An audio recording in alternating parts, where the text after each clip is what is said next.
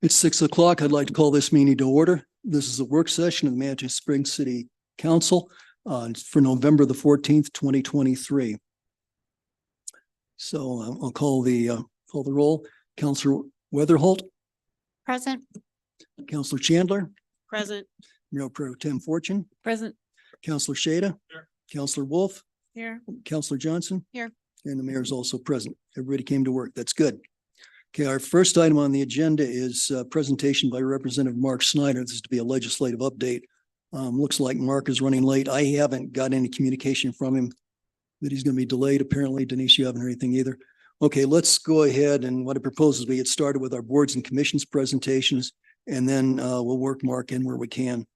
So this is the time of year when we are looking at the budget, and we ask each of our boards and commissions to come in and tell us what they did in the last year, tell us what they want to do in the coming year, and tell us how much it's going to cost. So this is all preparatory to the budget. It's kind of a fun time to hear what's going on with the boards and the commissions. With that, first on tonight's list is the Chamber of Commerce. Oh, and I would also mention that this will limit each presentation to 15 minutes. So presentation, we'd like to have a little time for questions for council so that we can do that. Okay. Farley, you have the floor. If you give us your name and title or address. Thank you. Farley McDonough, 621 Columbia Road, Colorado Springs. And I am currently the president of the Chamber of Commerce. And Leslie, thinking that Mark would be presenting, ran down to the chamber to get you some bling. So I don't know if you want to go and move to the next person, or I can go ahead and present. If you want to move to the next board, or do you want to wait for her? And Council, any strong feeling? What? Okay, Okay. let's go ahead, Farley. all right, very good.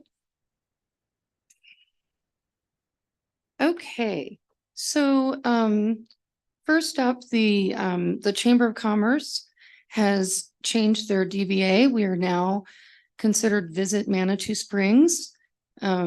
We felt that it was important to shorten the name. There's a little story behind that, but with 15 minutes, I won't go into it. Next slide, please.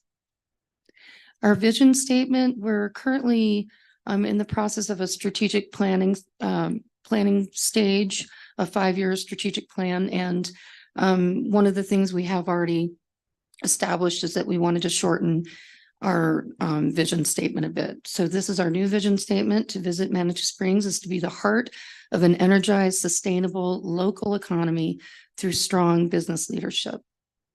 Next slide, please. This is our board, which is, I believe, the same board where only Gwen, thank you, is no longer with the board, but we consistently have Annie Schmidt, April Hall, Kat Kilner, Ted Johnson, Tony Mock, and Lisa Quintana, excuse me. Next slide. These were our 2023 goals. And so our goal 1 was to implement the 5-year strategic plan. That was actually a 2022 goal as well. So we're very glad to be working on that now and finally getting to the finish line on that. Goal 2 was to replace the antiquated marquee sign that was destroyed in a windstorm. Goal 3 was to collaborate with the city, the BID, and the URA boards to explore the possibility of a DDA. Goal 4 was to invest in the chamber building and the surrounding grounds. And goal 5 was to launch a reusable bag campaign. Next slide. So currently we have accomplished 4 out of 5 of those goals. I guess I would just say that I would take the sign off the table. So we've accomplished all of our goals for 2023. We've been working on the creation of the 5-year plan. And that is slated to be completed in spring of 2024. And we will be coming to a work session, hopefully, to present to the council on those findings. We worked with city planning to create the RFP for a consultant for the first phase of the exploration of a DDA. We worked diligently on the interior and the exterior of the Visitors Information Center. And I hope everybody's had a chance to go and take a look at that. We're very proud of that work. And we launched the campaign around the reusable bags, including stickers, which is what Leslie's picking up for you, street pole banners, and giveaway reusable bags. Next slide, please.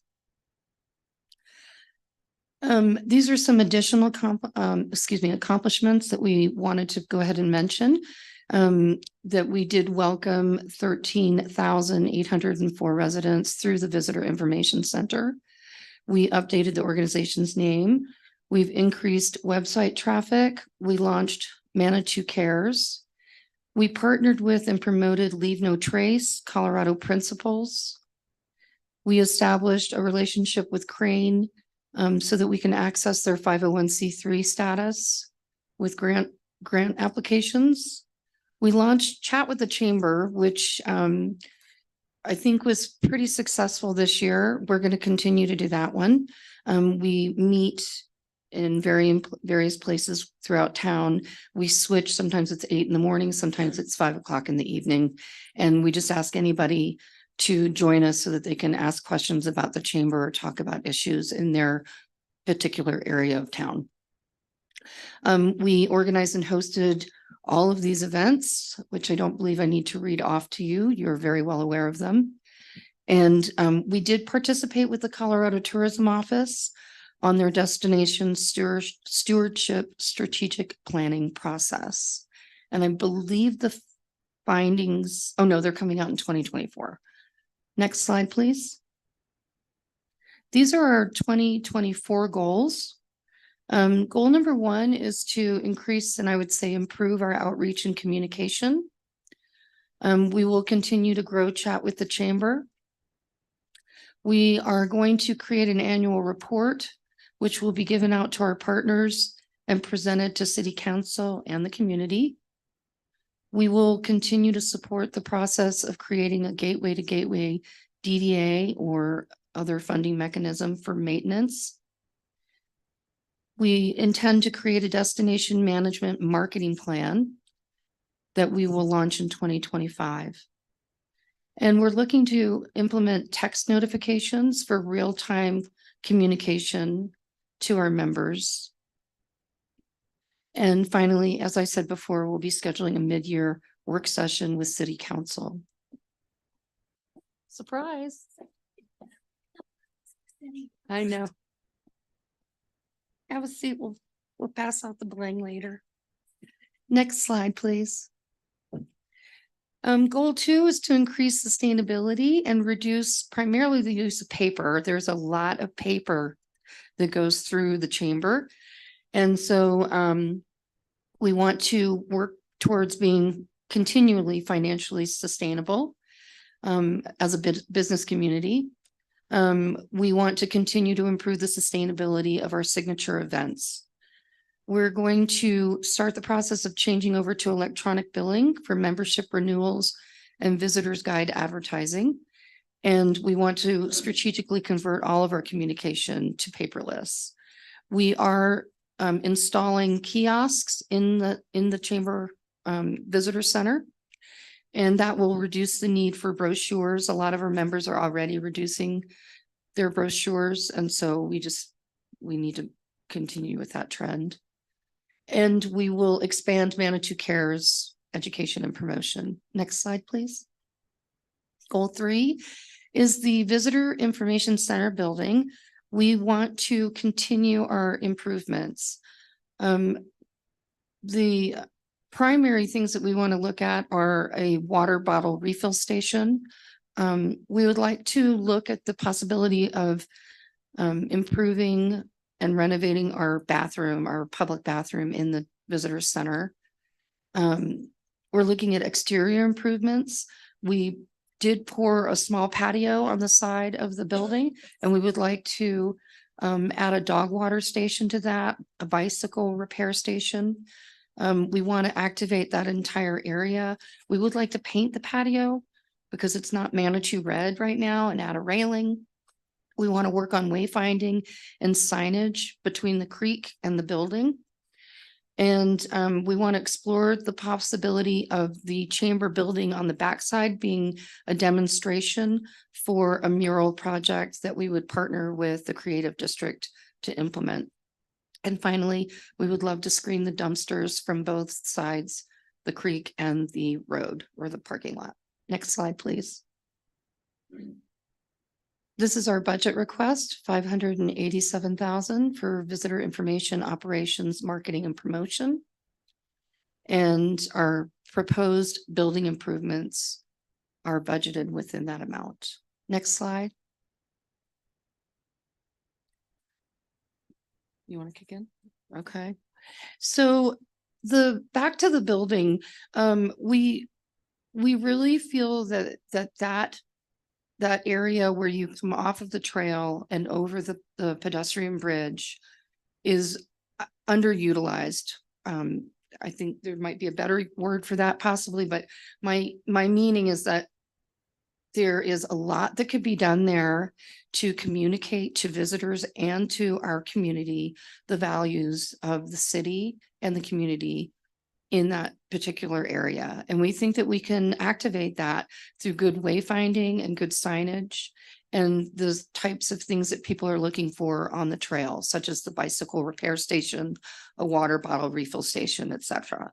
So we would really like to get feedback on that as well. It's something that we take very seriously, and we really, really want to see this happen. In fact, we feel that the way that the trail is currently being directed with near the road, around the back of the building or over the bridge, it could be very well brought around the front of the building instead to connect people.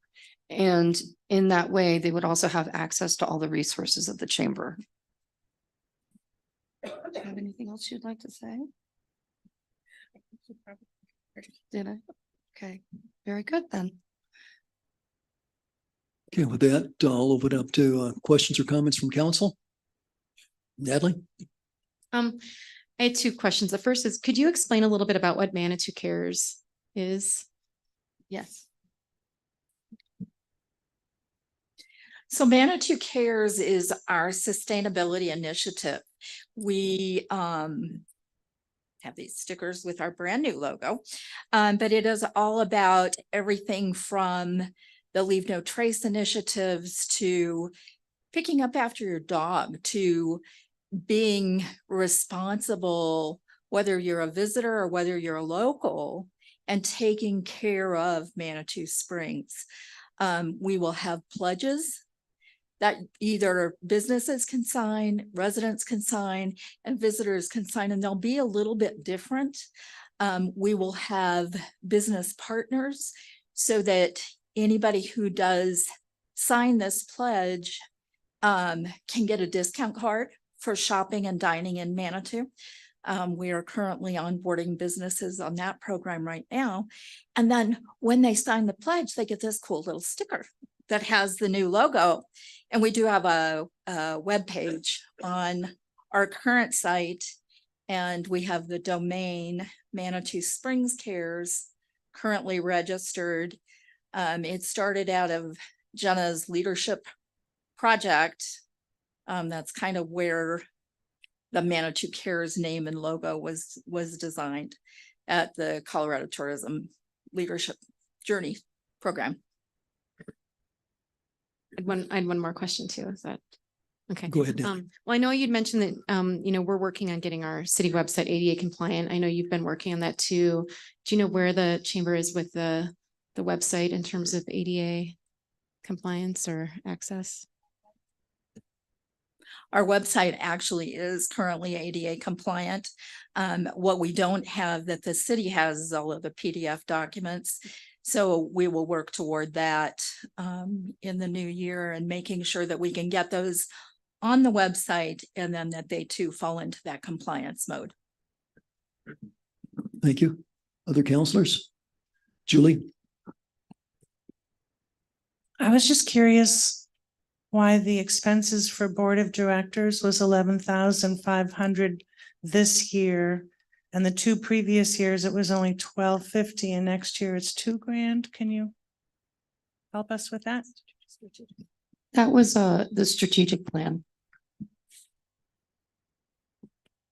Do you mean you hired a consultant? That's correct, at 7,500. I see. So they're not still on the board? They were never on the board? Okay. That's correct. Other counselors? Questions? Yes, I have a question. In looking at the city's share of your budget, back in 2001, it was $409,000. Next year, it was close to 421. And then this last year, it bumped up to 587, $255. And that's what you're proposing for next year. We just wondered if you'd explain that bump. That's actually based on the formula that the city council came up with many years ago, where it's 100% of the tourism tax. And then there's a small percentage of the general fund and a small percentage of the excise tax that goes to the business and promotion and has traditionally come fully to the chamber for marketing, promotion, and operating the visitor information center. Okay, thank you. Anything else, council? Julie? Oh, I just wanted help understanding what you just said. So when you figure out your budget, you just take 100% of the tourism tax and then you take some percentage of the general fund? That's actually a number that Becca Davis What provides to percentage us. do we, is this just tradition? Or is this a thing? It's a formula. Yeah, it's a formula. From We're where? gonna go see if we can get Becca and she can answer this exactly. So she's in her office. So give us one moment and we'll get it. But just aside from the details of the formula, just help me understand. So is this a formula that city council invented or Yes. you invented or? No, it was by ordinance, city council. Also, it's an ordinance. The Yes. percentage is an ordinance. Yes, Oh, okay. That helps me. And I assume it's also the ordinance then also says that a specific percentage of the excise tax must go to the chamber. Same? Yes. Okay. It is all part of that one formula where it's 100% of the lodging tax and then a small So you figure out how much money you're entitled to get, and then you figure out from there, what are our priorities and how to spend it? No. You're shaking your head no. we ask. I don't. Yeah, you get the previous year. So Becca follows up with the previous year and then you get that. So she'll know exactly what they get this year because it was what came in 2022. But Becca will be here and she'll talk through that. Okay, that's fine. But I mean, the part I still don't understand then is, so we have an ordinance that says how much money we can give, not how much we have to give. Is that what you're telling me? It has to be spent on economic development. Also, So, it's yes, mandatory. yes. So then you do get, you shook your head no, but when Becca figures out how much money you're allowed to get, then from there you figure out, well, what's the best way for us to spend this? Oh, okay. Yes.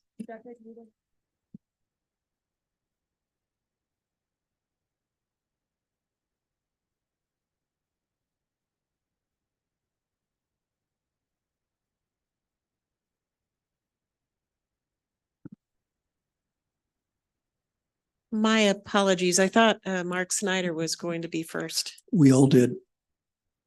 Yep.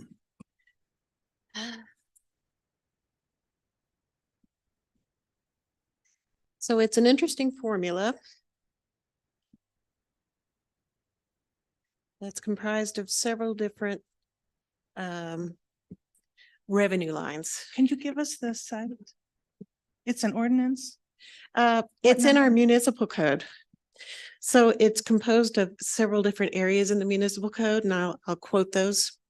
So it's section 3.12.820, vendor's fee. So it's a dedication of equivalent for sales tax. And then there's a 3.16.075, dedication of equivalent for excise amusement tax and 3.240.090 disposition of revenues from lodging and camping tax. So each one of these provides a percentage, and the lodging camping tax is the easiest, 100%.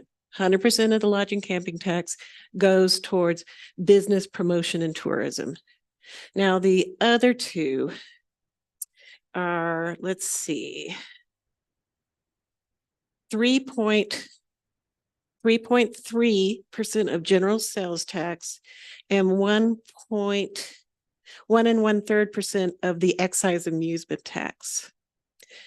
So when you take those three and add them all together, that is how that is determined. So when I ran the numbers, let's see here, I've come up with 587,255. I would want to rerun it again though, because I never just like to look at a number and say, yes, that's the formula. But that's what's right now in the budget. Natalie? And those numbers are based on what years? It's 2 years Yes, before or 1 year It's before? the last audited year. So for 2024, it would be the 2022 because that was the audited year. Okay.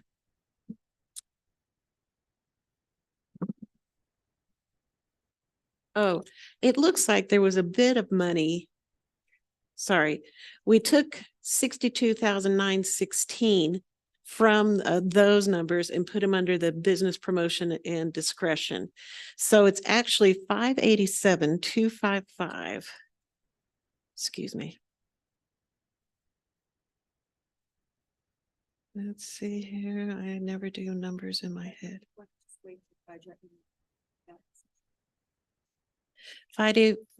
2 seconds, 587,255 plus 62,916. So the number for 2024 was 650,171, but we pulled 62,916, put it under discretionary so that we could use it towards the holiday lights. We're trying to cover that instead of having the chamber do it now in the future. I mean, this was a decision we made a year or two ago to try to cover the majority of it ourselves. Okay, thank you, May I Becca. ask a Well, question? let's go ahead and then we'll move along to the next group. Go ahead, Julie.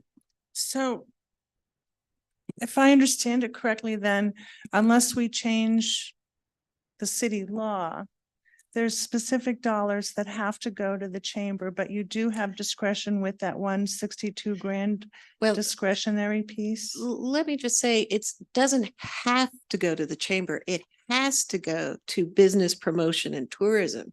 And what we've been doing is been giving a majority of that to the chamber. Now, in previous years, we had to we wanted to make sure and give them a certain amount. And that formula did not produce enough money to make that certain amount that the city wanted to give the chamber. So that's when we used the discretionary line to add some more to it that wasn't by formula. Now we use the discretionary line to break some money out of the formula to use in a different manner than just giving to the chamber. As Does long that as make it's still sense? economic development. Right, exactly. Thank you so much. Sure. Thank you. That was helpful. Okay, Leslie Farley, thank you very much. Okay, let's move on. The next group is the Urban Renewal Authority. So we have John Maynard here.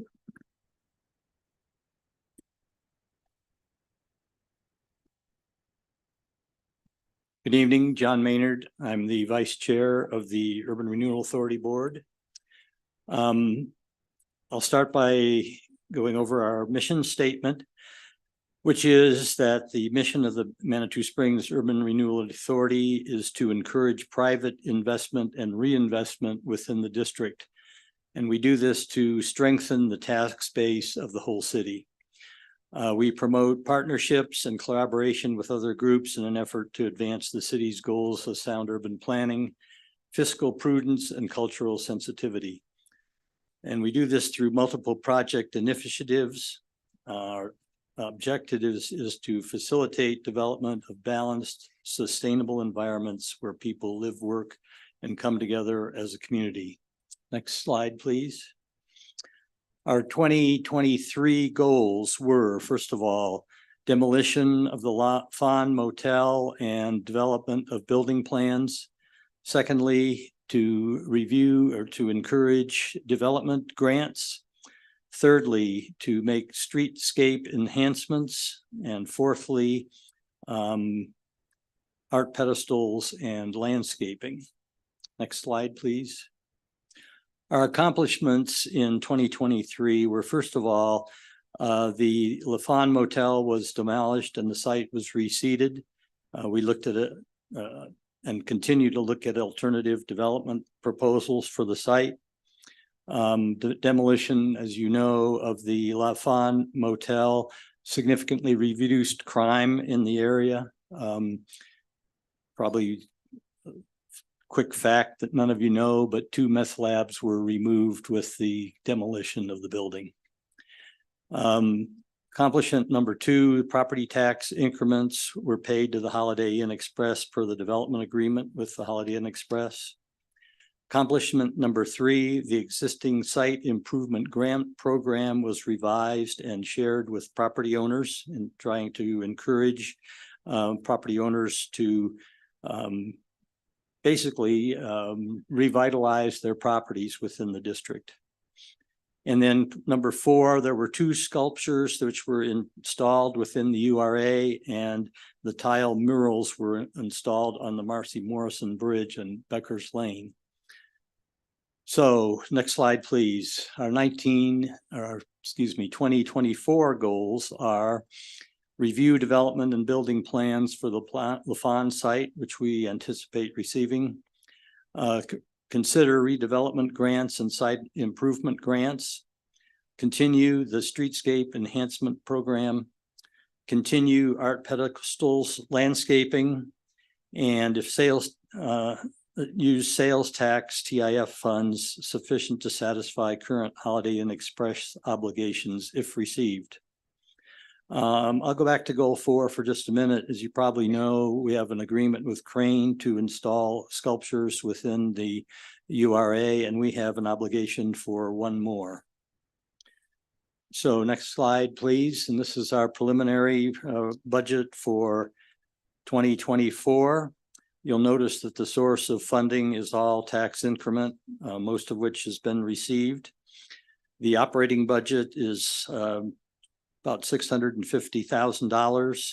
The art pedestal and landscaping, we anticipate the next sculpture to be approximately, we've budgeted $55,000, which is what we've budgeted for the ones that were installed this year.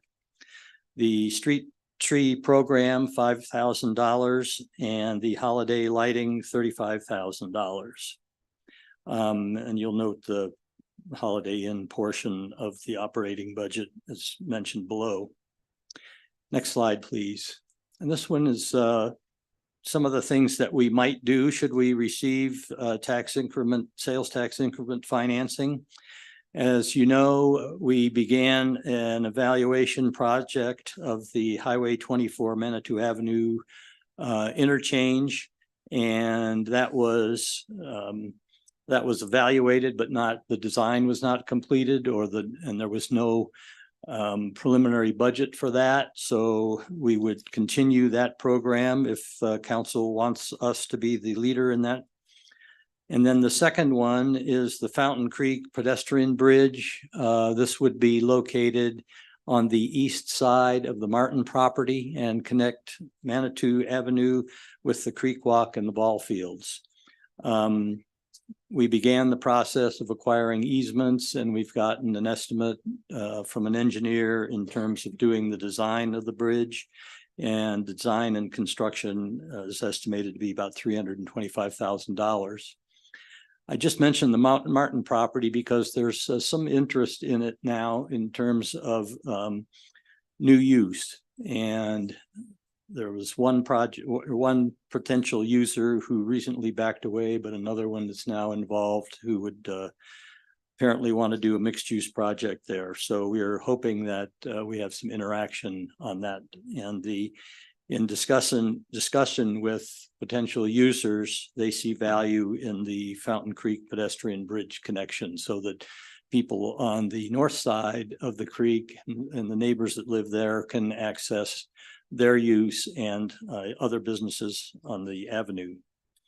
I'd also mention that if the pedestrian bridge were to be constructed, that would be an ideal location for another Pike Ride station, as it would help with connectivity throughout the city. I'm available for questions. Okay, thank you. Council, questions, comments? Julie, and then John. How much is in your bank account now? I'm gonna have to ask Ann to help me with that. Okay. Is Ann here? Ann is here, I think. Come on up, Ann. You knew you were gonna get called on eventually. Thanks.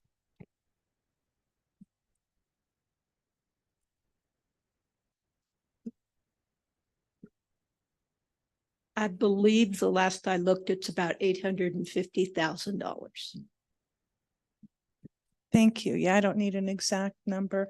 And is that accounted for already, or in other words, is that already owed to someone and you just haven't written the check yet? Or is that just sitting there waiting for some cool thing to happen? I mean, to be used? Yeah, it's used in the 2024 budget. Our intake of funds, absent getting any sales tax TIF, is just a property tax, which I believe I budgeted, I didn't bring that, about $210,000. So to the extent that we have an operating budget of $700,000, we're spending down the fund balance. My recollection is we would end up with 50,000 at the end of the year. At the end of 24? Yes, If you just use the money that you have? if we follow the line item expenditures that we showed in the budget. I see. Thank you. Right, John, you had something you wanted to speak to. Yeah, I just wanted to delve into on page 5 of the budget request presentation of the URA. It was a little bit dovetailing what Julie was asking about. And I realized in the packet, we didn't have a detailed budget, but I did look at your submittal to the board for Friday. And it seemed like to me that what you were saying was you had a balance forward of 418,000, not what you're saying, which is about 800,000. It's kind of the same issue we've addressed before. When we do the proposed budget, we assume that we're going to spend what we have budgeted for 2023. Okay. If we fail to do that, then the carryover will be more. Okay. So I guess what I'm asking is between what you're submitting to your own board on this coming Friday, you're almost sort of kind of saying you're thinking you're going to spend another $400,000 between now and the end of the year? If we spent everything that we show as line item budgeted items in 2023, we would. Okay. Will we actually do that? Unlikely. Well, the reason why I was asking that is I was taking apart on your presentation here, the TIF portion of the slide here. And I had noticed that in your 2024 budget that you submitted to the board that you were asking for $150,000 worth of revenues from the city. Is that correct? Yes. Okay. And then that seemed to kind of match up with, let's see, I think if you total your sales tax increments and your interest roughly, if you take those numbers on that slide, right? Was that essentially the reason for that being in the budget in That's terms of? exactly the reason. Okay. Yeah. So, well, the reason why it just seems like to me it's difficult for me to believe that given that you don't have anything on your agenda in November, that you would spend $400,000 more by the end of the year. The reason why I was sort of kind of concerned was the budget you're submitting to the board shows that you end next year with only $27,000 in balance. Okay. I think if you incorporate that amount of money, by my figures, you guys end next year with $327,000 because of this $400,000 amount. And I realize the spreadsheet isn't in the packet. And I guess what I would, if we want to delve into this further, I guess I would just request that, we have a discussion of the budget, with regard to you guys' numbers like we did with the chamber. So that I don't have to, go through all these numbers without everybody else not having privy. Nobody probably thought to look up the numbers in your packet on Friday. So that's just my comments. Thank you. Other comments or questions from council? Okay, this, of course, one of the things here, this anticipates getting some sales tax money, and of course, council voted to turn that off. So that would be a consideration that council would need to make when it comes to budget time. Okay. I'm sorry, Judith. Yes, thank you, Mayor. I just wanted to say that I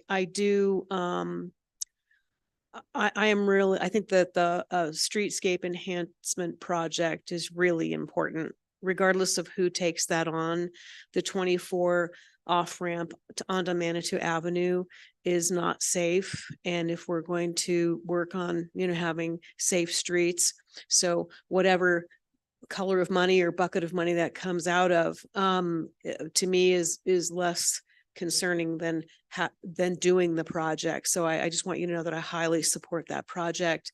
I would like to know a little bit more about the Fountain Creek pedestrian bridge. I don't know if you're familiar with the program Colorado State Safe Streets to Parks. They do have a grant. It closed before we were able to apply for some grant money, but this is exactly the kind of thing that the Colorado the Safe Routes to Parks grant program likes to fund. So just want to point that out to you too. Thank you. Anything else from council? I guess not. Okay, thank you. Thank you, John. Thank you, Ann. Okay, great. We now have Representative Mark Snyder here. Mark, would you like to come forward? And so we'll step aside from our boards and commission's presentations, and we'll get an update, I think, on the State House. Mark, you have the floor. Mayor Graham, whatever you would like, I'm happy to provide. First, I just wanted to congratulate you and the 3 incumbent at-larges for winning through the election. You guys are doing a great job, and I think that vote confirms that. And I also wanted to point out to Mayor Pro Tem Nancy Fortin, you ran a very honorable and great campaign. So thank you, Mayor Graham, for indulging me, and good to see you all. I always find myself renewed at these local government nuts and bolts where the real decisions that affect people's lives occur more often. Nevertheless, as you may know, we're going into a special session on Friday. So I apologize for being late tonight. I was actually I have a bill that I'm bringing, and it just put it to bed about an hour ago. So with that, I think it's going to be an interesting special session. It only deals with 2023 property tax relief. The bill I'm running actually calls for a committee, bipartisan committee with all the right stakeholders and 2 subcommittees that will look at a long-term sustainable future to how we're going to address property taxes in Colorado. I've been calling for this since the Gallagher Amendment was repealed. Finally, we're getting a little traction, a little sunlight on that. So stay tuned. We will have some relief at the end of this special session. There's a lot of factors, not really that many, 4 things we need to decide. So it's, are we going to reduce valuations of property? I think we will, and I think it might be about $75,000, which translates to a average savings for property owners about $661. So realize we are not lowering your property taxes. We are reducing the amount of increase. And then there's other corollary issues around there. Should we reduce the assessment rate a little bit? Probably not. I think the valuation deduction is our best way to infuse a little equity in this. So low income property owners will get a greater percentage of savings from a reduction in value, as opposed to the larger, wealthier properties won't have a big an impact for them. If we were to mess with the assessment rate, that would benefit everybody, including the wealthiest. So those debates are yet to be had. And then the next question is backfill, right? So we reduce taxes. Many of the taxing districts will see a reduction. Many of them are looking at unprecedented windfalls. So that all has to still be worked out as far as that goes. And, you know, we're planning on a 3-day session, but I'm holding Monday open also. So. Can you hold your questions? We'll let Mark do his presentation and. And I don't want to take your time. I know you guys are busy. Yeah, no, why don't you go ahead, Mark, but we would have some questions. Sure. We'd like you to respond to. So if you could write your question down and we'll get to that later. When Mark feels comfortable, then we'll grill him a little bit. So when you look at the call that the governor made for the special session, it's just 2023 taxes and a few other things, including an EBT program for food for school kids over the summer. But really, we need to drill down on that. So we stay focused on that. We can get some relief for people so their property tax bills won't be devastating and problematic and cause a lot of harm. But we need to long-term look at what we're going to do in Colorado to have something. Once we untethered Gallagher, which held residential property taxes tied to commercial property taxes collections, we didn't put anything in its place. And that's a regret of mine. I have not had a winning argument up at the legislature on addressing that. But now I think we have an opportunity. So that's what we'll be doing. As for the regular session that's coming up, it's going to be interesting. I have to tell you, last session was very interesting also. As you may know, Democrats have a supermajority in the House, close to one in the Senate. We have all the statewide elected offices are held by Democrats. And we're starting to see some splintering. You know, we have people that are very progressive minded. They want to do transformative, great things. And there's some of us, I think, that are more, we need to have a healthy, equitable economy. That's the best thing we can do for everybody in Colorado, is have, you know, job openings and what have you. And I think our environmental work has been fabulous. I like what we're doing in energy. We have I honestly can say Colorado has the cleanest extractive energy in the world. We have put a lot of regulations on the industry and they've lived up to them. We can always do more. I'm looking at a bill to get some of the old diesel trucks off the road. It's part of a big bill I had last year. That part of it had to be cut out, but I'm already back working at that. Other bills, I have an old Pete Lee bill that really revolves around restorative justice, which you may know, Manitou Springs was one of the first jurisdictions to really adopt that, not only in our city, but in School District 14. And I've actually renamed that victim empowerment because it sounds a little more jazzy to some of the skeptics. Running a bill on redacting firefighters information in certain circumstances, much like we do with school teachers and police officers already. And then my usual array, I have 4 Uniform Law Commission bills, 2 in the House, but 2 are starting in the Senate with Senator Bob Gardner, our state senator now. If you hadn't noticed, we are now in Senate District 12. I've got 1 pension review commission bill and 3 wildfire bills out of the wildfire committee. One of them has to do with standing up pet-friendly shelters and emergency shelters. And then I anticipate by the end of the session, I'll probably have a bunch of other bills that come along. I've already got a couple in the works that people are asking me to carry. I think we're constrained budgetarily. We only, we've spent a lot in tax credits. We have to, HH failed. So, people's tax refunds will be going out unless we do something in this special session. Otherwise, I think we're doing really well. I haven't analyzed Manitou Springs impacts from a property valuation reduction, but recollection serves from my time sitting with y'all. Property taxes make up a pretty small portion of our budget. And with that, I thank you all for your time, and I'm sorry if I was late. No, we understand. It's legislative action doesn't follow a schedule very well. Great. So Julie, you had a question?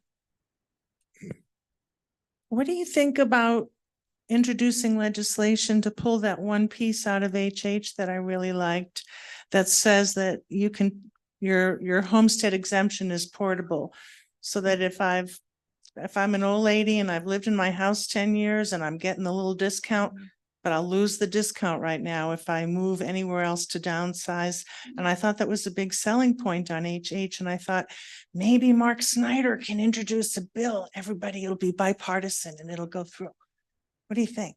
Thank you, Councilwoman. That has been on my mind. The last couple of years, I have really delved into this issue about portability of the homestead exemption. I wanted to tie it to some type of means testing, because there are people that rely on that as a big part of their ability to live off of fixed income and keep their homes. Okay. There are people that it is but a rounding error in their budget. I was never able to really get there. I was happy to see portability brought into the governor's HH bill. That's a whole nother story about how we got that like 3 days before the end of the session and had to vote on that. The Republicans walked out. It's a long story, but we're where we are now. So the portability is not part of the governor's call. So I don't think we'll be able to take that up in the special session. I really support portability because we have seniors now, especially with rising interest rates, are staying in their homes. Because why are they going to go even downsize even with the gains that they'll make on the sale of that house? Their tax bill will be the same or higher with a higher interest rate on a lesser property. So, and it's one of the stops we have in opening up more housing to people. But the long and short answer is no, we will not be taking up portability in the special session, and I'm open to it. And in the past, when you tried to pursue that, there was resistance against the means test proposal. Is that what you were telling us? There was some resistance. It was more complicated, just a very complicated I'm sorry, I shouldn't issue. take up the But time. I will remind you, even if we do a $75,000 valuation reduction exemption, that will be on top of the homestead exemption. So that's special attention to seniors that may be in that situation.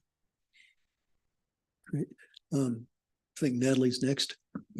I had a question too, just, are you all discussing, the increase in flood insurance and fire insurance and how property owners are going to be able to keep up with those expenses as well? I'm assuming that's So yeah, there. thank you, Yeah. Councilwoman, for the question. Yeah, that's an issue. I've become more of an insurance related legislation. I'm carrying a bill on travel insurance reform. Granted, that's not at the same level you're talking about. We have a real problem here. I've gone through and I've studied states like Florida and California that have created their, in Florida's case, Citizens United, a state-backed program. They've been problematic and cost taxpayers a lot of money. All right, so we're looking at some options about creating an insurer of last resort, covering a lot of different areas that would be funded with a small fee on existing policies. So that's as far, but I am hesitant to go down that road. I think we can work with the insurance industry. So a lot of the fire wildfire mitigation work I'm doing is a lot related as qualifying for reductions in the increase or even an outright decrease of people's homeowners policies. And that's with, most of us now, probably our homeowners insurance company will send an inspector out once a year, make sure that your property's in, very defensible condition. So it's a very rapidly moving area. We've had some areas of Colorado have lost their insurance altogether. But yeah, we'll keep working at that. So I've been working with the insurance commissioner, who I believe we have a former insurance commissioner in the house tonight. So, but I'm working with them to see what we can put in place that doesn't repeat the mistakes of Florida and California and others, but does give some protection to folks. Thank you. John, you had a comment? Yeah, Mark, I was noticing Colorado Public Radio had a map that showed by county, the property tax increases average to be expected. And they were reporting that people in El Paso County could expect 35%. And I realized that's not quite as crazy as Pitkin County that was 81% according to their map. So in that 35%, I was quickly trying to write down what you were thinking in terms of what's going to happen in terms of that you were going to propose. You were going to change, you said you reduce the valuation. Could you go into that again? Well, properties are assessed at the valuation, which is that's what's increased so much, right? Cause of problems. So we would, and I'm using this as a round figure, I think it's pretty close to where we'll end up, $75,000 off that valuation. Oh, 75,000. Right. So if you have a $400,000 home, take 75,000 off that, and then the assessed rate will apply to that smaller amount. Okay. Same thing would happen with a $2 million home, but that's, 75,000 has a lesser impact. Their tax bill is still going to be larger, as it should be. Okay. So that's how that would work. That's valuation.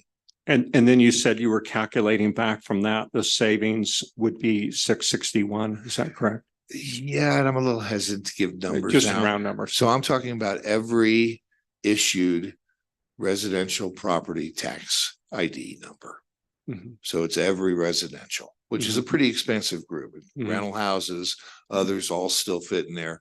We're not going to address reclassification of properties at this special session. Okay. I hope we do next session. Okay.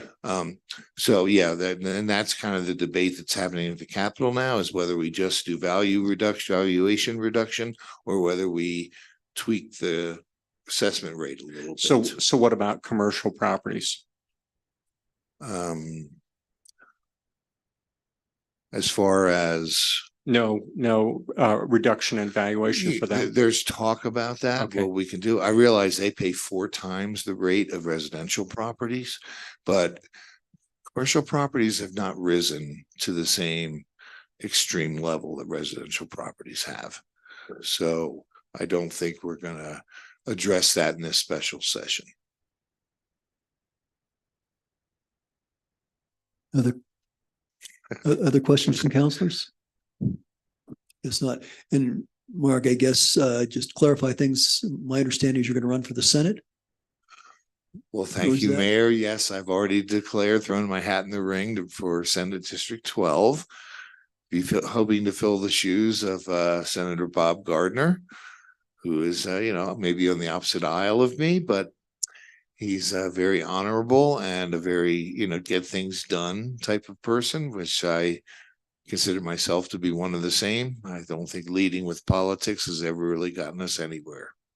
So the idea is to do what's right for the most number of people in Colorado and continue that on. And while, you cannot ignore politics, I don't think you should lead with politics. So, and I learned that where? Here. Well, actually, I learned it over here. We used to meet in a little small room.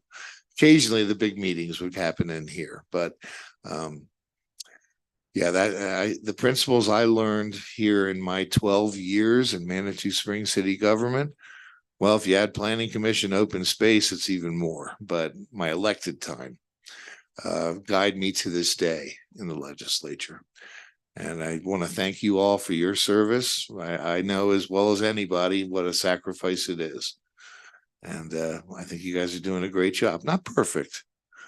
Someday maybe I can, express a few observations that I have, but by and large, I'm just really happy to be here and keep up the good work. Great. Thank you, Mark. We appreciate you coming down. We know you're a busy guy and looks like you got called back for extra duty. So. Well, stay tuned, and I'm Great. happy to come back anytime. So, Okay. All right. Well, if there's a time when you feel like you want to come visit us, you know how to get a hold of us. I do. We're right here every Tuesday night, pretty much. It's Yeah, free admission. 2 shows on weekends. Well, not quite. Okay. Thank you much. Cheers. Okay, so we'll get back to the boards and commissions reviews. And the next one is the City Planning Commission.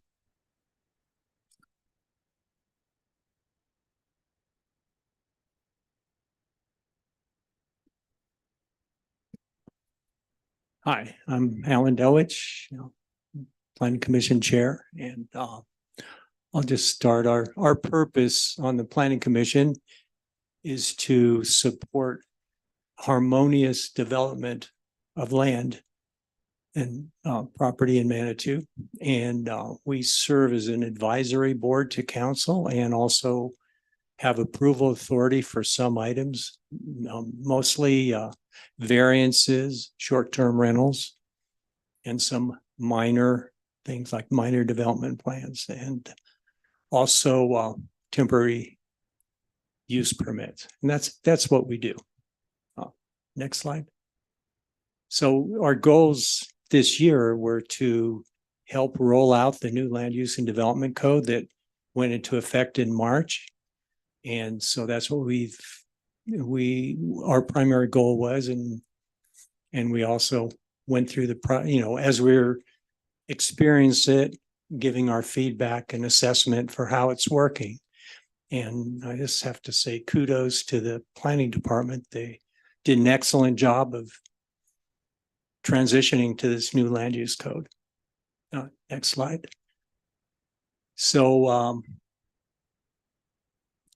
our accomplishments, as I said, we rolled it out and reviewed it after 6 months, made some minor tweaks and adjustments, and continue to identify things that we think may need some refinement over the next year.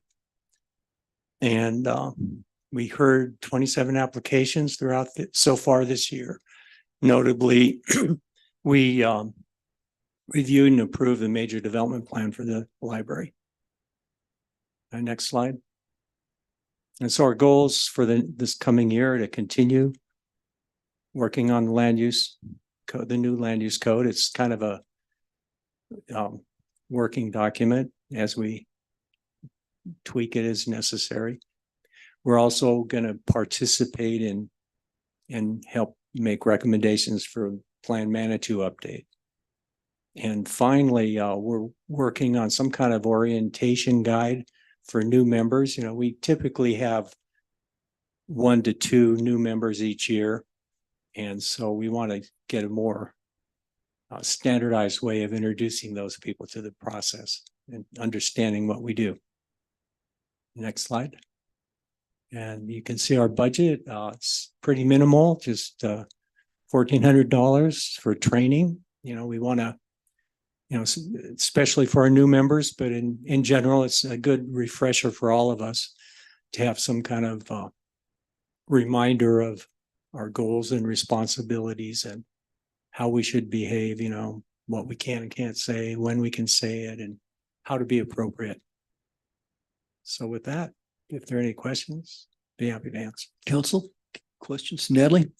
I don't even know if this is a question for you, Ellen, but I always wonder when we look at this, and I know we've discussed this before. I know we have a council liaison that I think Julie, you're the council liaison, and I'm just always curious as to how that works with quasi judicial matters. I don't know how often that creates that situation, but just the idea that, we have liaisons to our advisory boards, and I feel like that is an easier fit than maybe a commission, but I don't know. So I'm just like Yeah, you know, that asking. over the almost 3 decades that I've been on the planning commission, we've gone through a variety of interpretations of how that should work. And early on, the council liaison was at every meeting. And, it was interesting. They'd give feedback and they'd observe what we did and sometimes, raise their eyebrows, sometimes scold us, but mostly were quiet and observed. And I'd say in the last decade, the thought has changed, and the thinking is that we don't want the liaison to have information that the rest of council might have when quasi judicial things come before them. So it's pretty much, I'd say over the last 10 years, I could count on my hands how many times council liaison has been there, and it's, for legitimate reasons, I think. And, I think, our current representative, Julie, did show up a couple times just to edit the beginning of a meeting. And that's probably something, a way to approach it. Okay. Other questions or comments for Alan? I guess not. Okay, then very good. I'll yield back the 10 minutes I didn't use in my 15. Okay, all right. You can bank them for another day. Thank you, Alan. Okay, so then, let's see, next we've got the HPC, the Historic Preservation Commission. Guess we're represented by Doug Edmondson.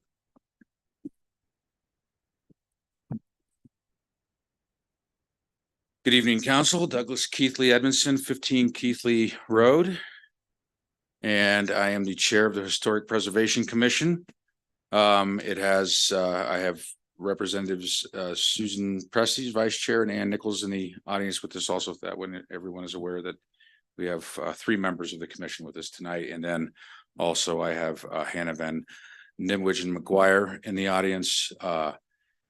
So look, we'll go ahead and get started here. Our purpose statement, of course, is to protect enhanced districts of historic significance and install and foster civic pride in the legacy and achievements of the past.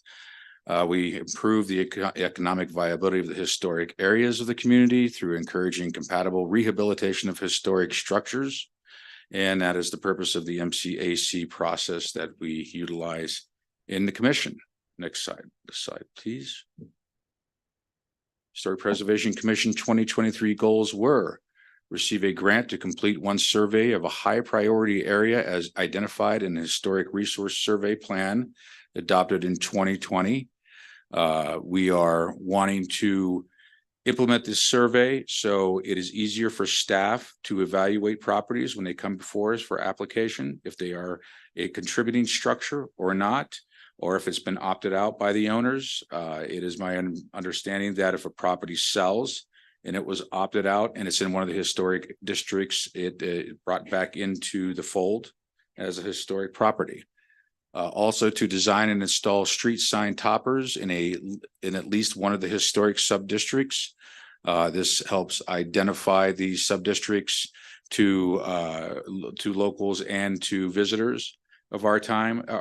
I think it also gives a sense of pride, and much like the Colorado Springs Old North End, these can be ornate and add to the character of the neighborhood. Finally, review and revise Title 17 of the City Code to clarify application procedures and review criteria. We've been doing a pretty good job of that. We've also been doing a really good job about trimming up the application process in their presentations.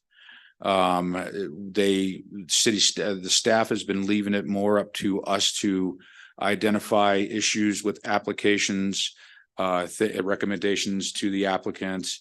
If the application's short or not, we've had some that fell way short of the mark of being what is acceptable to guidelines in that area. And then we've had some that are right on the money. Recently, we did one on High Street where we made extensive recommendations to that property, and the applicant was more than amicable to do those recommendations. Next slide, please. One of the things we're doing this year is we're bringing back the HPC Awards. The HPC Awards have been in place for over 35 years since the Historic Preservation Commission was instilled in the city of Manitou Springs. I spoke with Michelle Anthony about this, our former planner, just to get a little bit of background on it. It, like a lot of other things, as you know, fell by the wayside during COVID. And we have 4 years of Historic Preservation Awards to present this year. Our list is, I believe, at 23 or 26 awards that we will be issuing this year. We have everything from a small railing on a patio on Grand Avenue up to Our Lady of Perpetual Help on Ruxton Avenue that installed an ADA ramp and an opening for their church, and of course the Cog Railway's magnificent representation of the rebuild of the depot and their grounds and their ADA accessibility. Provide feedback on Title 17. We're still working with that. Reviewed and approved the Carnegie Library interior and exterior, and just to let council know, I am monitoring that. Including furnishings, bookshelves, the restoration of the old clock, original tables that were removed from the building that are on loan right now at the Manitou Arts Center, and the ability to get those back into the building. We hope the Pikes Peak Library District is amicable with that also. I would sure like to see those go back in. Provide free feedback on preliminary Hiawatha Gardens designs. As you know, this has probably been one of the more complex design MCACs we've had to deal with, and it's liquid to say the least. There's always something different happening there, and we've had a lot of requests for modifications to its original application, and we're working through that. We have reviewed 27 applications so far this year. We've had a couple of refusals. We've had to turn a few people down because their designs were not in the spirit of the guidelines for their neighborhood. Next slide, please. So they have decided to, and this is staff's decision, to conduct a resource survey of the log cabin subdistrict identified in the Historic Resource Survey Plan of 2020. They feel that this is a good one to start off with because of the McLaughlin Lodge / Cheyenne Village project, now Manitou Cabins project. Was required to do a historic survey to look at the different buildings and see what was contributing on the property and what was not. And they are basically going to use that as a template to finish a survey in that area. It saves a little money. It saves a little bit of work for the guys out in the field doing the work.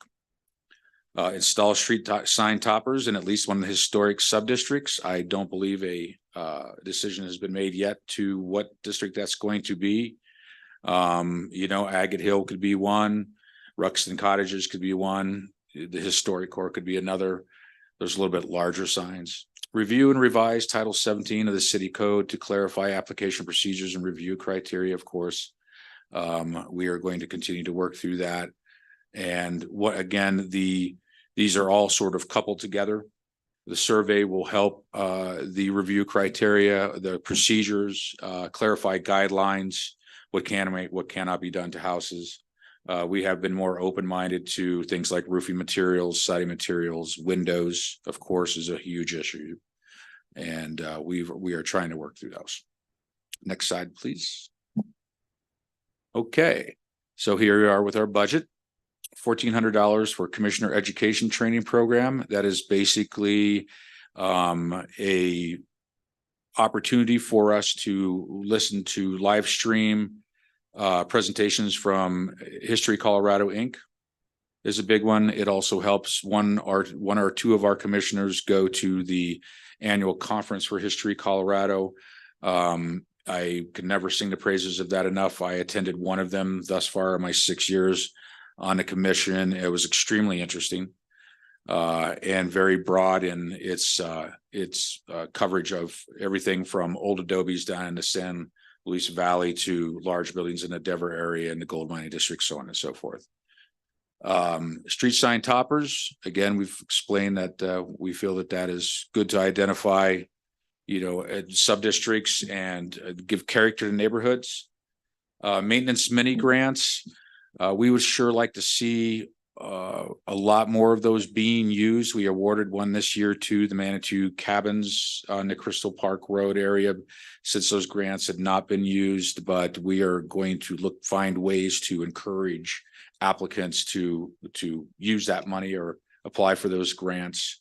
A few $100s may not be much, but there's a large expenditure that goes out the door for a lot of these applicants just to adhere to the guidelines, particularly in either new constructions or large renovations.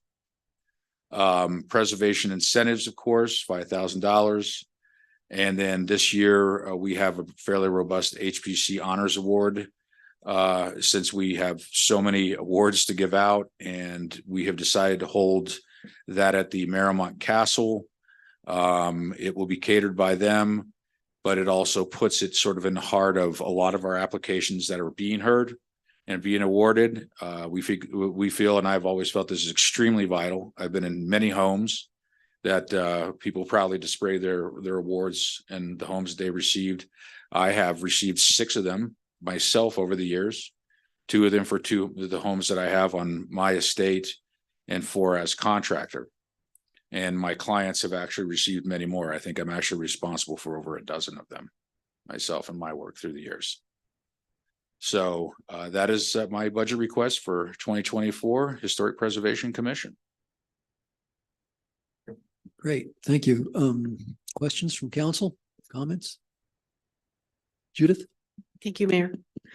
So does $10,000 cover street sign toppers for one subdivision? That's a good question, Judith. I don't know if there's a real number there or not. I know that these toppers, and if I'm going to turn around, Hannah, am I correct? Are these being made in-house?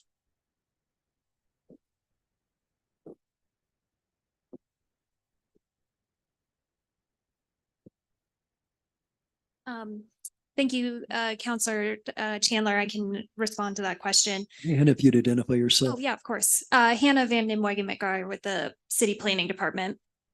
So $10,000, they're not being made in-house. We decided to go to a bid for a contractor to install them. And that's just because the scope of the project changed significantly since we first started talking about it. It initiated with just adding toppers to the existing signs. But as we started to look at all the different signs in the neighborhoods, we saw there was a lot of opportunity. If we're touching the signs already, we might as well just do all of them, right? And so the $10,000 will be enough to pay for the topper only, but there's other line items in the budget that will replace the remainder of the signs. So I believe that, Becca, if you could help me, it's the part of it is coming out of the Parking and Mobility Fund, and part of it's coming out of the Capital Improvement Fund for signage. That is absolutely correct. So you don't need specific numbers now, I assume. Right.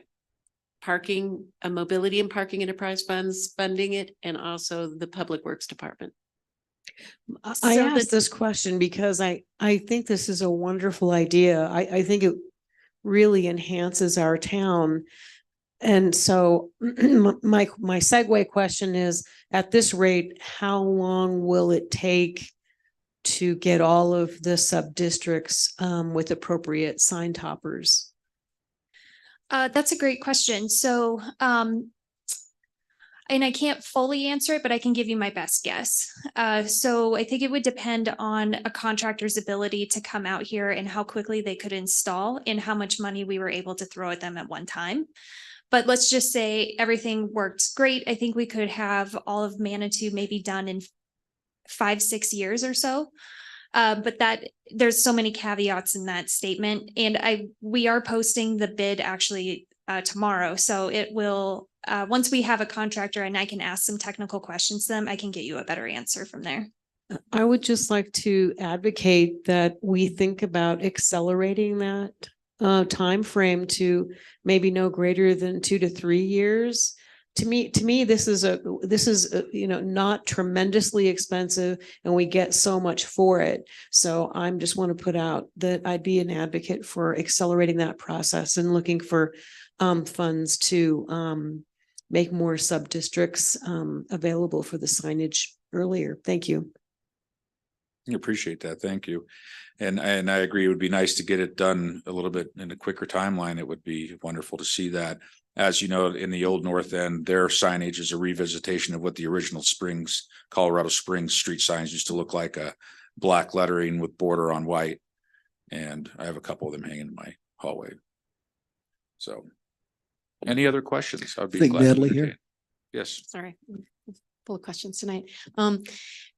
So I know you alluded to this in your presentation, but that idea of how HPC works with sustainability efforts, I don't want to say like solar panels, but how, as we're moving forward, how does HPC see itself? So in the entire 6 years that I've been on HPC, we've never once turned down a set of solar panels. We have obviously voiced concerns about their placement and their appearance from the road. But the only thing we have turned down as an alternative material, to the best of my knowledge, is a couple of years back, there was a material change of appearance application for property literally right in front of my house in a log cabin district, and they wanted to use concrete logs, and we could find no justification for those in the guidelines. And so we recommend them to use the log siding, but we are looking at the usage of alternative materials. Of course, we would encourage the use of in-kind historic materials, but we realize that as the years press on, those are becoming harder to find. We have fire concerns, insulation concerns, and of course, energy concerns. Great, thank you. Other questions or comments? I guess not. Okay, Doug, thank you very much. Thanks, folks. You have a good evening. You too. Next, we have the Housing Advisory Board.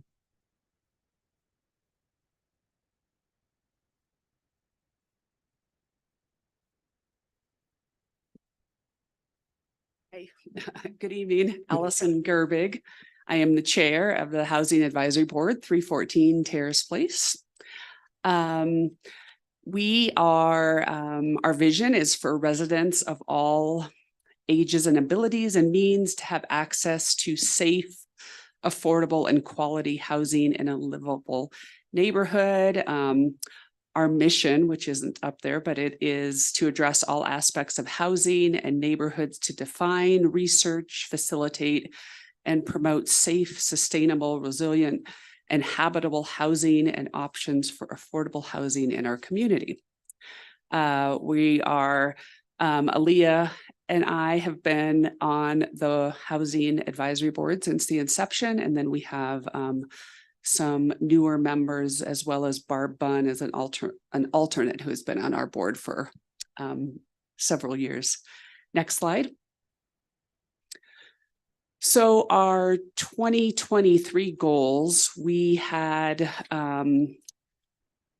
added a review and possible update of our strategic plan. We developed the 5-year or the plan 5 years ago in 2017, and we reviewed it and decided that because we have had changes in planning staff as well as our HAB members, we reviewed and agreed to maintain our plan as is. We also had added a continued discussion on the rental licensing program. The target was to align rental housing with our current habitability code. That was something that we didn't have a whole lot of progress on. And then our third goal was to spend the remaining $10,000 for our energy efficiency program. The target on that is to increase energy efficiency in our community. Next slide. So our accomplishments for 2023 is that we onboarded 3 new housing advisory members. We were asked, with support of planning staff, per council's request, to review inclusionary zoning. So we did research on that and presented that to council, which did include exploring Proposition 123, which we researched through Department of Housing and DOLA. We held 4 different meetings. We prepared an application draft, presented to council, completed the final application for the submission for Manitou to opt in to Prop 123. Next slide. So our 2024 goals are, we will begin our work on Proposition 123. We have agreed as a community to increase our affordable housing stock by 47. This slide says new, but it could be also looking at units that are already here in the community and just adding them to that number. So we have a 3-year goal per that House, that Colorado Proposition 123 bill. We will have a lot of work to do. We agreed as the Housing Advisory Board to take on the research and the work of that. We, as a board, need to get ourselves more educated on the new land code, not bill, but the land code that is here.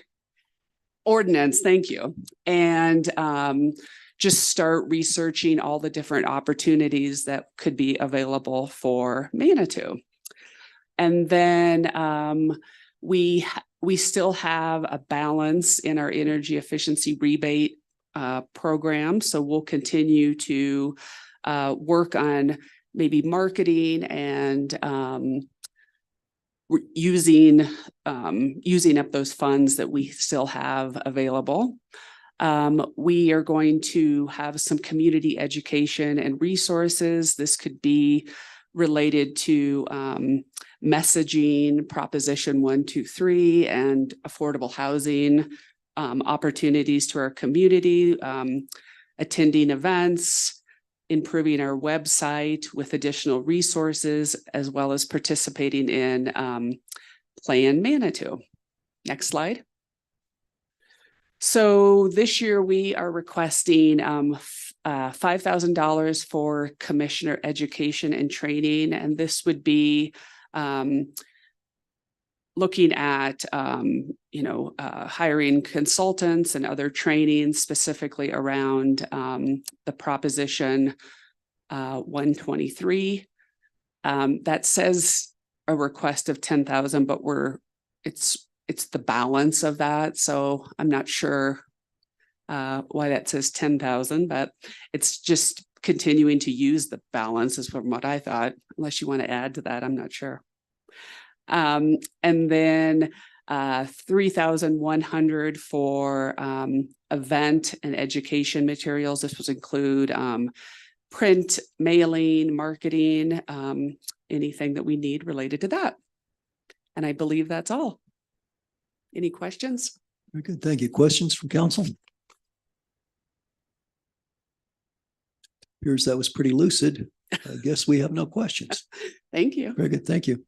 It's going on 7:30 here. We usually take a break around 7:30. So let's take a 10-minute break and we'll come back and then we'll finish up.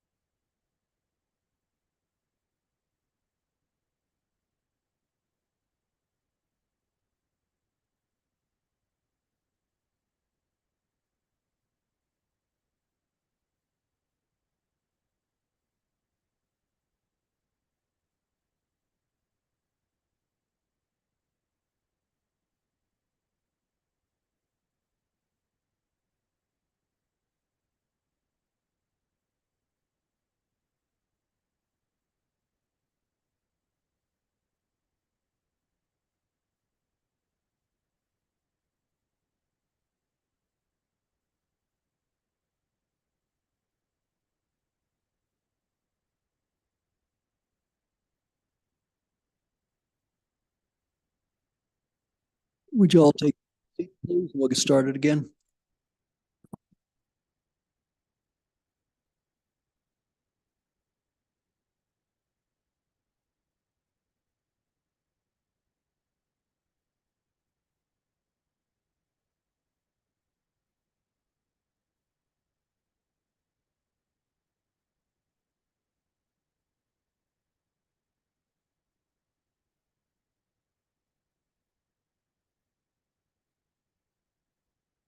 Okay, so next we'll hear from Parks and Rec Advisory Board.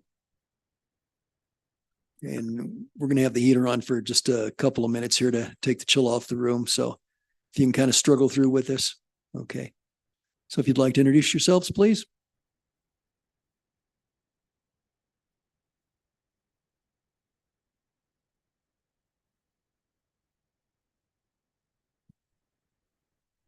Good evening, Council. I'm Danu Fat, the Chair of PAROP. Good evening, Jillian Rossi, Parks and Recreation Director. PAROP's vision statement is to ensure day-to-day procedures that protect and maintain the natural environment of our parks, using best practices that support a resilient and sustainable system that is welcoming, clean, and safe. PAROP will engage and educate the public by supporting dynamic, healthy, and diverse activities while stewarding the natural resources that are the foundation of our parks. This year I have a full board, which is like almost the first for me. And so I'm very excited and it's a great group of citizens. PAROP's 2023 goals. Oh, should I read the members? Okay. Okay. For our 2023 goals, we secured funding for the implementation of Phase 2 Soda Springs Park Playground as per the master plan with path improvements. We are continuing discussions on Higginbotham Park development and the master plan design. And we also obtained land dedication and fees in lieu of land for a new pocket park, which is the Cheyenne Village property.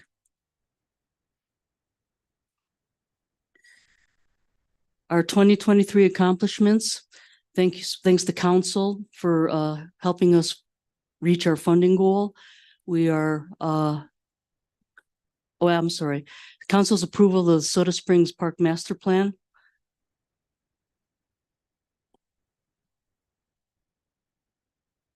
And then thanks to the council, we secured funding for Soda Springs Park Phase 2 playground path improvements. Next slide. And for our PAROP 2023 accomplishments, it's the approval of the parkland dedication and fees in lieu of land for the new pocket park. This is a conceptual idea that was presented to us for Higginbotham Flats by Manuel Pulido. And it's a seven rock cairn to honor the indigenous tribes that first came to Manitou. And so PAROP really liked this concept. And so we wanted to take that and start to build the master plan around this concept. Next slide. Our 2024 goals is to begin building and completing the Soda Springs Park Phase 2 playground and path upgrades, creating and exploring funding options for a master plan design build for Higginbotham Flats, and to begin initial discussions for development of the new pocket park on Crystal Park Road. For our 2024 budget request, we have $50,000 set aside in our Conservation Trust Fund for the master plan design for Higginbotham Flats, $40,000 for new park development, $20,000 for recreational equipment, and $10,000 for our continuing our urban forestry in our parks. Questions? Let's see, Jillian, did you have anything you wanted to contribute before we go to questions? I'm contributing moral support, and if anyone has any questions that are Parks and Rec department specific. Okay, great, fine. In that case, council, questions, comments? Julie? Just what's CTF? Conservation Trust Fund. That's the GoCo lottery money. Thank you. It's okay. There's Judith? Thank you, Mayor. Is the $10,000 for urban forestry, is that the tree planting program? No, Or is that different? that's different. That's to maintain the trees just within our parks for any kind of tree replacement or memorial trees or planting new trees as well. We sort of overlap with Jillian's budget a little bit too, but whereas our budget just pertains only to the parks, Jillian's budget pertains to like the whole city, streetscapes, et cetera. So we are continuing then that program? At some point, there was a tree subcommittee and they were branching out outside of parks and providing the vouchers for residents to purchase trees. Is that going to be ongoing? Yes, the tree voucher program. Okay, but it's not, this is not It's not included in this budget. That's a separate budget. correct. Okay, thank you. Right.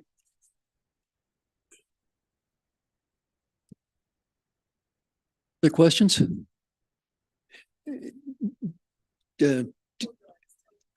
Always trying to get trained up. Yeah, Judah, I was going to mention too, I think we've in January, perhaps it's February, we're going to have a report on the canopy, the city's tree canopy from the arborist. So I think that may kind of dovetail into the question you were concerned about. I don't have that exact date in front of me. I was going to try and find it here.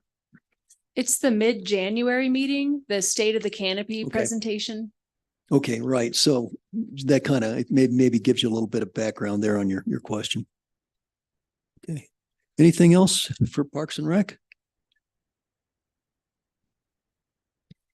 That's in a different budget. Okay. I guess not. If that's all, then thank you very much. Keep up the good work.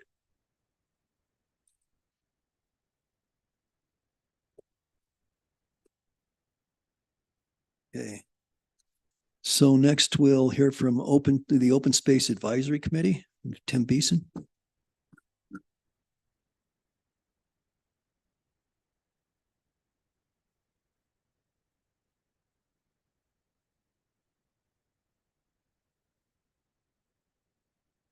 There we go.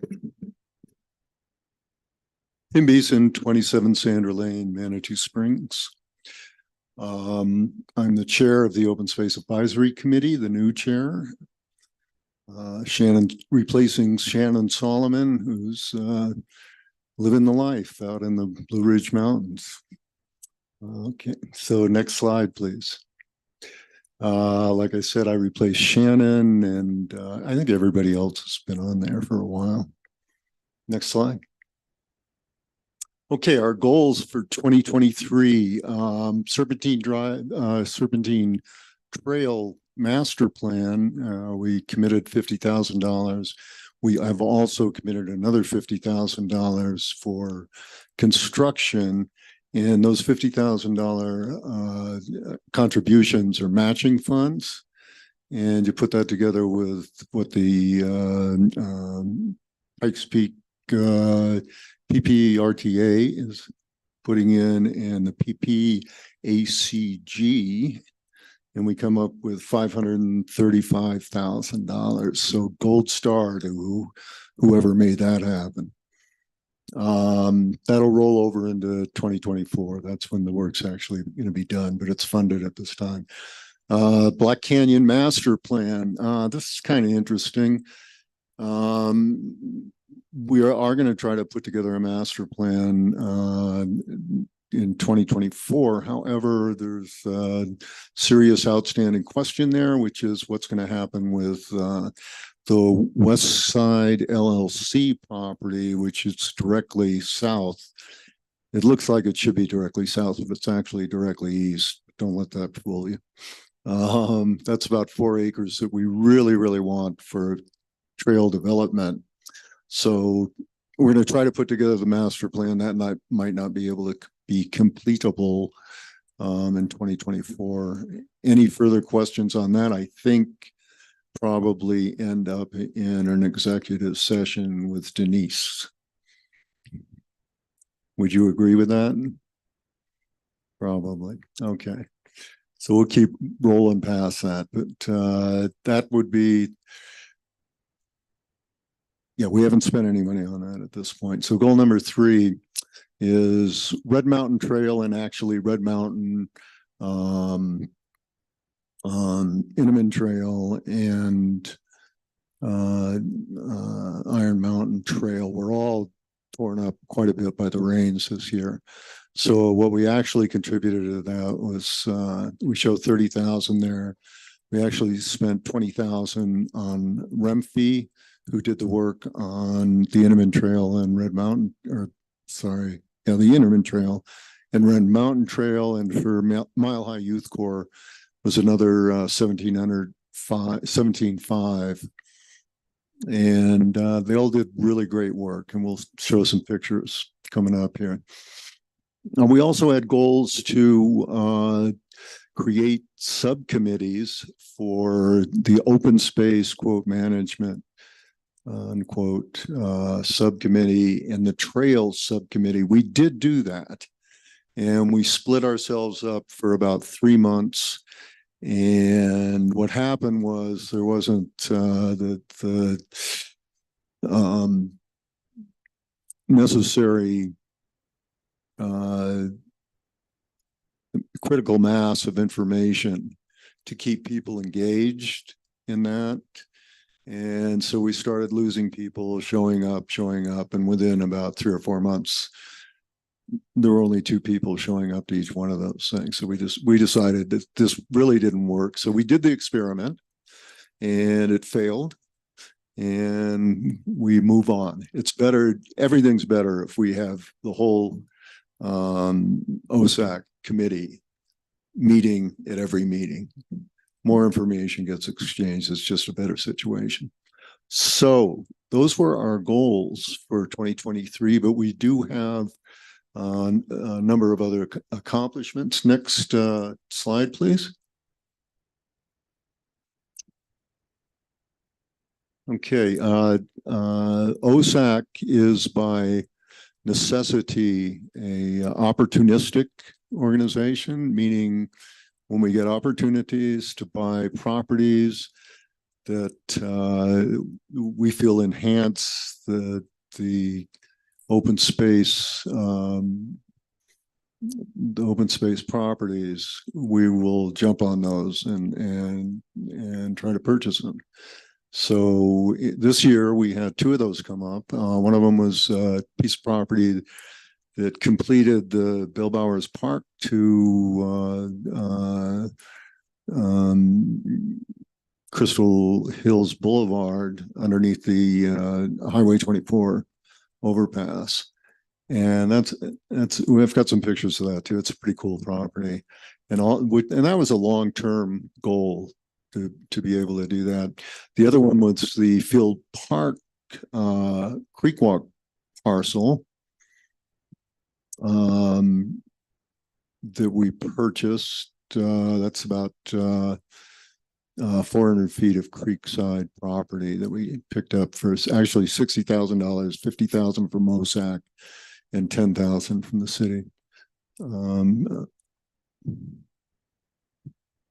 From the general fund, I believe. And the other comment we have down here is that we ended up with a healthy budget. We've got $317,000 carry we had $317,000 carry from 2022, and we'll have probably about 20,000 more than that, $20,000 or $30,000 more than that we carry from 2023 to 2024. And that's an interesting number, because if you go out and ask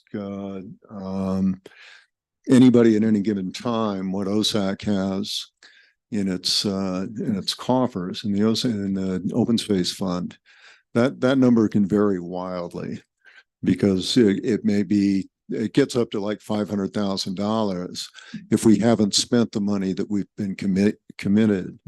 But the carryover, the net carryover is, for me anyway, one of the most interesting numbers in that, because it tells us whether we're overspending what's coming in or underspending what's coming in. So next slide, please. Okay, some pictures. The Mile High Youth Corps did a great job, and this just looks kind of messy, but trail work looks kind of messy. But we had significant washouts on Iron Mountain, and they did a really nice job on that. And REMFI, Rocky Mountain Field Institute, did a great job on the repair on the Inman Trail, which was gouged out a couple of feet deep, and they actually put in 6x6s underneath the dirt to hopefully preserve that well enough so we don't have to do this again for a long time. Next slide. And the first one, of course, is the Creek Walk across from Fields Park. And you can't really get a very good sense of that. It's densely foliaged, if that's a word.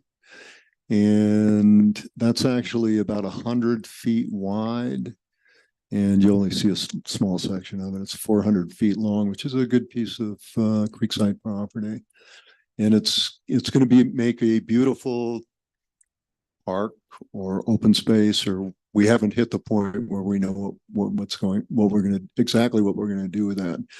And then the future Billbauer Park. This is looking up from a little ways into our property from the Highway 24 overpass. And of course, there's no trail there at this point, but it's a really cool little area down there. It's lots of a little bit enough water to make it interesting, and it's fairly steep, but we've walked it several times, and we're going to be able to put a trail in there. Whether it's going to be a multi-use trail or not, we don't know yet. Next slide, please. So goals for 2024. First goal is to support Serpentine Drive trail design and development. We've got $100,000 already in that, as we said before. And we will support probably more than we have for the rest of the Creek Walk, as far as having people really educated on the needs and involved in the hiring and whatever on that piece of property, which we bought last year, 2 years ago rather. Black Canyon Open Space Master Plan, $50,000. We rolled that over from last year, from this year rather. We're rolling it over 2024.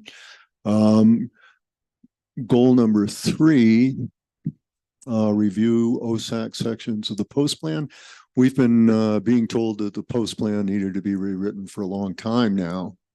So we're taking the initiatives on those parts that are open space, and we're spending about 15 minutes on every session of going through whatever number of paragraphs we can get through, try to get through all our part, which is about 80 pages by the end of the year.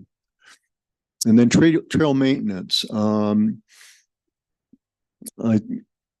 I said that we had spent $20,000 this year on REMFI and $17,500 on Mile High Youth Corps. That's $37,500. There's another $20,000, and that we have a multi-year contract with REMFI at $20,000 a year. And then Mile High Youth Corps will negotiate every year, but we can expect it to be about that. That's not bad for maintaining all our trails there if we're wise about it, but it's also not enough. We've got a big washout that's happening about, if you're going up from Crystal Park Road, about 3/4 of the way up to Iron Mountain, there's a huge gully that's washing out down there, and it's probably a little tricky for the bicyclist to get through it all now. And it's just going to get worse. It's probably going to take some mechanical work, some excavator work. We've got one bid, which is much higher than I want to pay, but anyway, I've allocated $20,000 there for that on top of it. Next slide. So goal number 5 is the Bilbao Park Trail alignment. We're figuring $10,000 to get that, to get the planning and done to actually begin to put in a trail there. And the same thing, well, with Fields Park, I think we should be able to, with $10,000, we should be able to execute. We haven't come up with a plan and execute that plan because there's not going to be a whole lot of development that's going on in that. So that's about it. Questions? Great. Thanks, Tim. Questions? Council? I hear a good job being, you heard that mentioned here. So good job, Tim. Thank you. And if you carry that back to your team. Okay, great. All right. Thank you. Okay, that brings us to the final presentation for the evening. That would be the Mobility and Parking Board. Okay.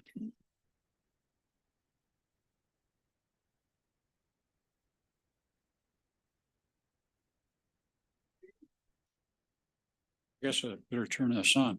Good evening, Bill Kerner. I'm the chair, and in front of you is the vision statement.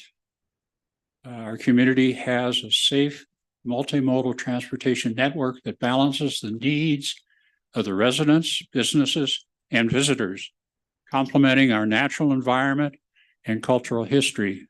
And there you see the members.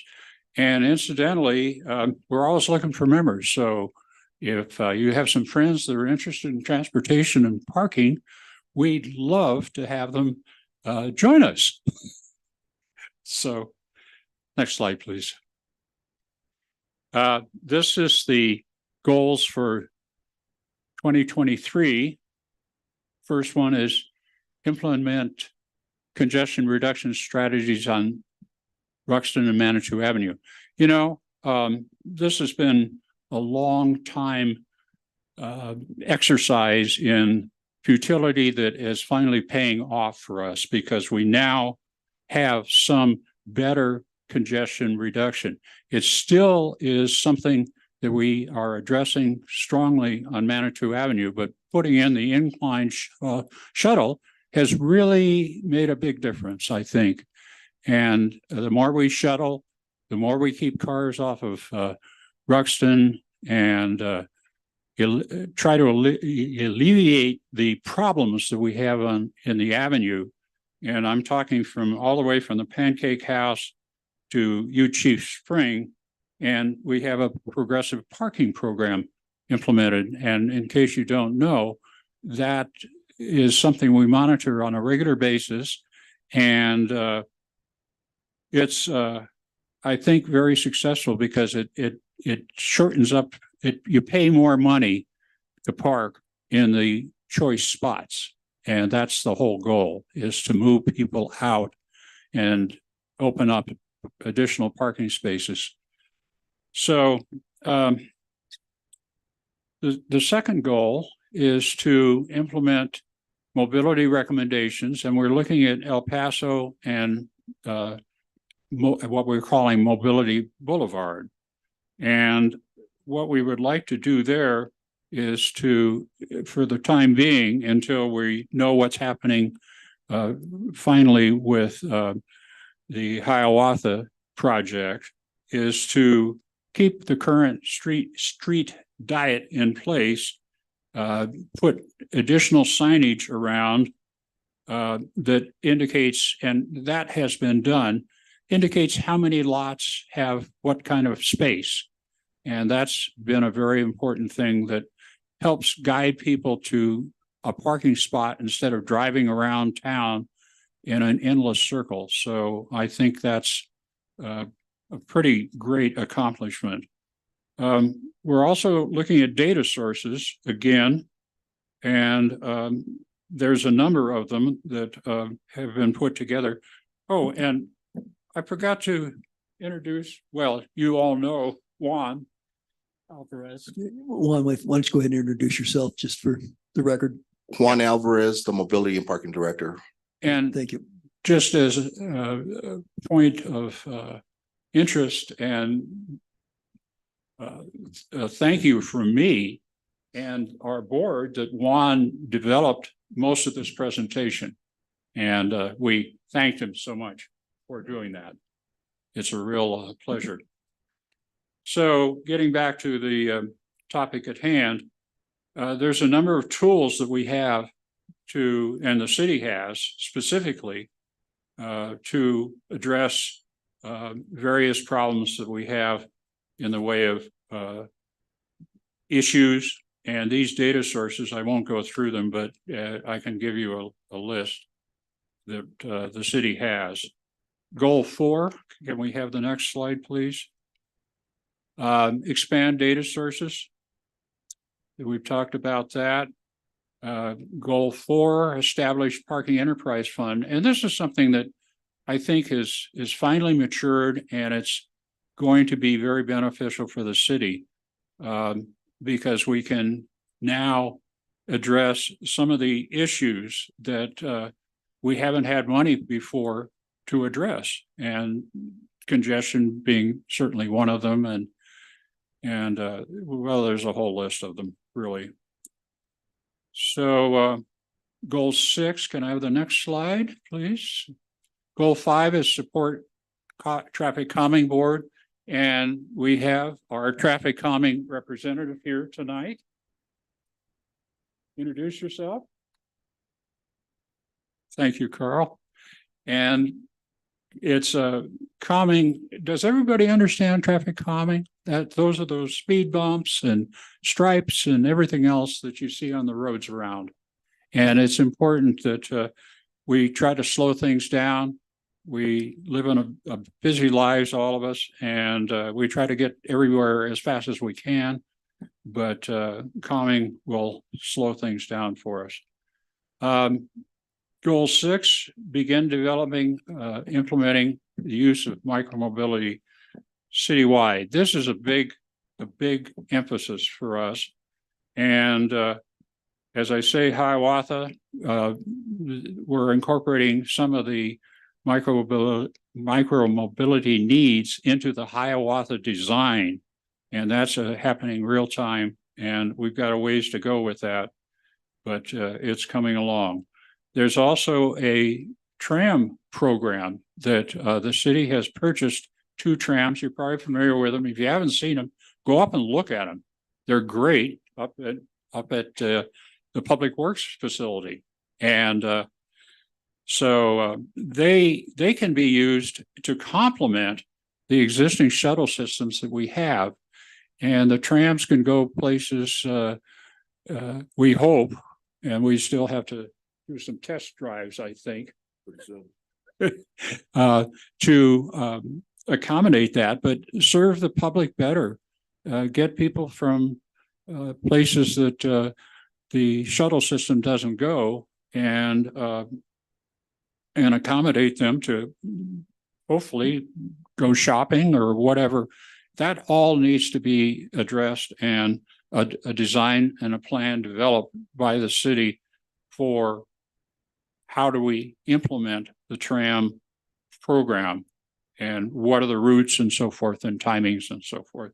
So we have a program called a streetlight program that is something that comes from PPRTA, and it's used for congestion management. And that can be tied to addressing more bikeability in the community.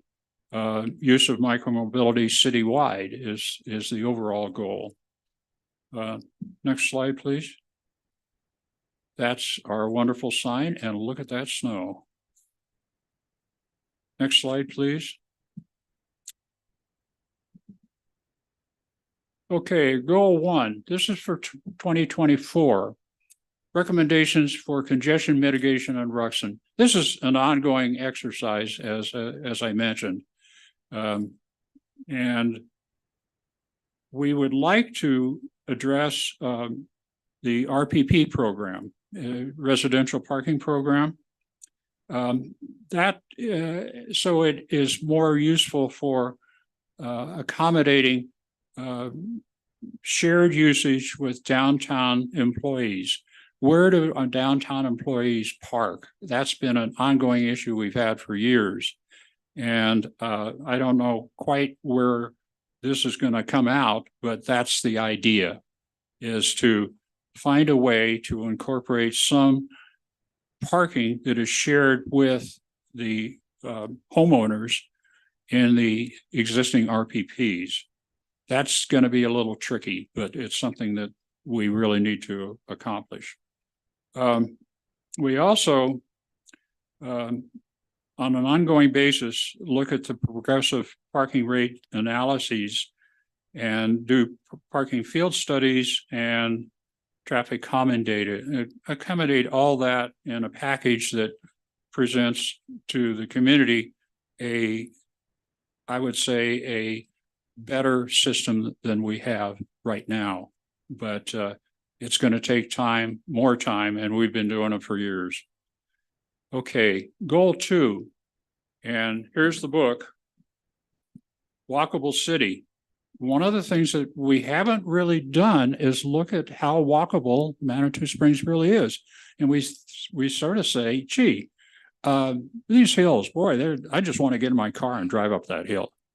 And the alternative is walking. And interestingly enough, in town, we have a number of stairways that go from street to street. And it's a number of steps, and I don't know how many there are, but I think we're going to embrace a study that would identify these and see how they could be, first of all,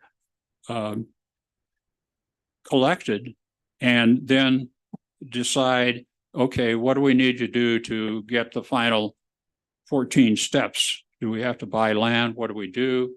And how can we accommodate more walkability for our citizens, our visitors? And a lot of us are trail nuts, so walking up a few steps is no big deal. Let's go to the next slide. This is a big one, the Bikeability Master Plan. And we've set a date of December 2024 for accomplishing that. And that encompasses vision, rationale, and assess the plan for network development and connectivity, and also amenities and facilities. And it's a big bite, but it's something we got to do. Bikes of all shapes and sizes and capabilities need to be included in that plan. Let's see, goal 4 is developing an onboarding process. Now, what we mean by onboarding is when we get to a point where we are getting more applicants, I'll say it again. We would like to be able to get them into the culture of what we're trying to do. And that involves having a subcommittee of the board and staff to help us accomplish this.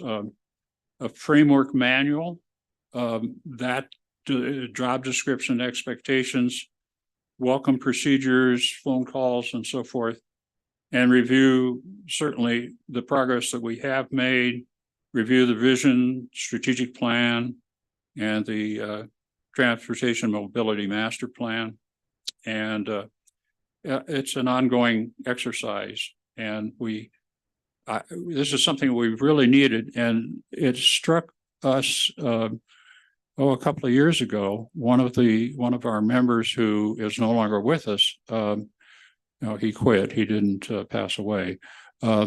He said, "Gee, I didn't know what this is all about." So he prodded us to get this done, and I think it's going to help us in recruiting by letting people know what we're doing, how we're doing it, and what we see as our end goals. Next slide, please. That's our new tram. Now, how many have gone up and seen the new tram? There's one. Okay, you got to get up there and take a look at it, because it's pretty wild, and it looks like that. Now, how we use it, as I mentioned before, needs to be decided, but the idea is just have it available and see how it goes. Okay, next slide, please. We're asking for out of the fund, the Park and Mobility Enterprise Fund, $20K to hire a consultant and assist us in assessing micromobility, walkability, infrastructure, routes, interruptions for bicycles and pedestrians. And I'm not quite sure it should be interruptions. It should be complementary to bicyclists and pedestrians. And that includes safety, traffic speed, congestion mitigation, and so forth, and really get into it. And I think the Transportation Mobility Master Plan can really benefit by something like this. So, and with that, next slide. Questions? You have questions for Bill or Juan? Judith? Well, Christmas came early for me in the form of 2 electric trams. I'm just so excited. I don't know how long, it's been several years that we've been working on this, and I'm so grateful that council decided to get 2 and not just 1. I'm really looking forward to that pilot rolling out. My concern about getting people around this town in buses, on bikes and so forth, still involves the 36 shuttle route. It's my understanding, I'm not sure if we got that grant for a year-round shuttle over there. We did not. So with that shuttle just serving, the high season of tourist season, I'm really hoping, and I'm just going to plant the seed, this isn't really a question, although I do have one, that that there's discussion about how we use the electric trams, and hopefully there's going to be more in the future after this pilot, to get every resident to a bus stop where they can have free transportation around this town and possibly to Safeway. That's my goal and my hope and my prayer. My question to you is about the consultant. Are they also going to be looking at ADA issues with the walkability or not? Well, or is that separate topic? Well, let me try this approach. We haven't really discussed the details of the parameters that we're going to use to hire the consultant, but certainly from a practical standpoint, we've got to include ADA walkability in that whole thing. So I think that's saying it's the right thing to do. And I think Roy's shaking his head over there saying, yes. Roy? Yeah, Roy, you want to add? Yes, we will have to look at the ADA along with all walkable cities. Now that 20,000 is up to 20,000, just if we need experts in situations, because it's pretty complicated, the whole moving people. So if we need an expert here and there, we are going to try to just look local and find experts in the region here to help us out at times. So that's really where that money comes into. But yes, we have to look at the whole package. everything matters to make this work. So. Denise. Yeah, I just want to mention, we do have that ADA position that we're requesting, and that will be part of all this too, is making sure that they look at all the ADA, not just, you know, from signs to crosswalks and all aspects of it. Okay, thank you. Any other questions or comments from council? I guess not. I think, well, I'll speak for myself, but I know more about parking, I think, than I had ever hoped to know. So I think we all realize that's a huge concern for Manitou, and and obviously it's a big deal for citizens. So it's something we do want to focus on, but well, good. We're glad that you guys are chasing it down. Anything else from council? Okay. Thank you, Bill. Juan, thank you very much. Well, I want to thank council for, first of all, buying into this whole approach and program and equipment. And thanks to staff for putting it and bringing it forward. I think it's great. Yeah, I'm kind of excited by the idea too. It seems like now we'd be able to get some of the folks from the suburbs, give them the opportunity to come down, have dinner, shop and so forth for the holiday season. They can, I mean, you don't have to drive and park. You can eat and drink what you want and shop and get back home comfortably. There you go. Great. Thank you. Okay, Thank you. council, that concludes the presentations. I don't know if there's any follow-up questions you want to have, or this be the time. If not, we'll adjourn in this work session. So we are adjourned. Thank you.